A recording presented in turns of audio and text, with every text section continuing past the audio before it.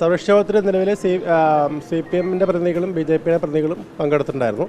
അപ്പോൾ മീറ്റിങ്ങിൽ പോലീസ് അവരോട് ആവശ്യപ്പെട്ടത് രണ്ട് കാര്യമാണ് പ്രധാനമായിട്ട്. ഒന്ന്, ഈ പാർട്ടി ഓഫീസുകൾ കേന്ദ്രീകരിച്ചുള്ള മാർച്ച് ഒഴിവാക്കണം. അതുപോലെ തന്നെ വ്യക്തി അധിഷ്ഠിതമായിട്ടുള്ള പ്രകോപനപരമായിട്ടുള്ള പ്രസ്ഥാനങ്ങൾ ഒഴിവാക്കണം.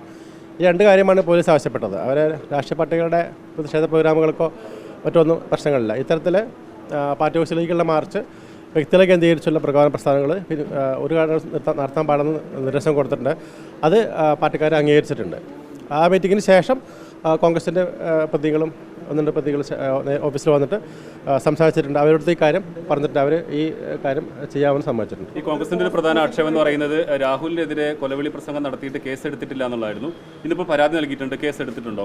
പോലീസ് പരാതി എന്ന സംഭവത്തിൽ എല്ലാം പോലീസ് കേസ് എടുത്തിട്ടുണ്ട്.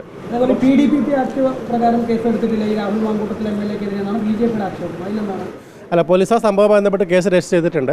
അതിലാവശ്യമായിട്ടുള്ള എന്തെങ്കിലും വസ്തുക്കൾ കൂട്ടിച്ചേർക്കേണ്ടതുണ്ടെങ്കിൽ അന്വേഷണ വിധേയമായിട്ട് പോലീസ് ചെയ്യുന്നതായിരിക്കും.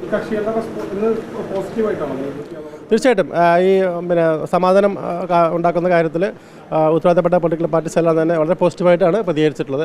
അതിനുശേഷം കോൺഗ്രസിൻ്റെ പ്രതിനിധി വന്നിട്ട് സമാധാന ശ്രമത്തോട് പൂർണ്ണമായും സഹകരിച്ചിട്ടുണ്ട്. ഈ കോൺഗ്രസ് ഇതിൽ പങ്കെടുക്കാത്ത സാഹചര്യത്തിൽ ഒരിക്കൽ കൂടി വിളിക്കാൻ ആലോചിക്കുന്നുണ്ടോ?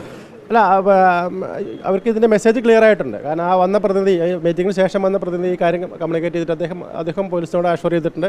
അവരുടെ ഭാഗത്തും പ്രകോപനപരമായിട്ടൊന്നും ഉണ്ടാകുന്ന ഉറപ്പ് വരുത്തിയിട്ടുണ്ട്. അത് ഇതിൻ്റെ ഒരു മെസ്സേജ് വളരെ ക്ലിയർ ആണ്. പൊളിറ്റിക്കൽ പാർട്ടീസ് തത്വത്തിൽ അത് സമ്മതിച്ചിട്ടുണ്ട്.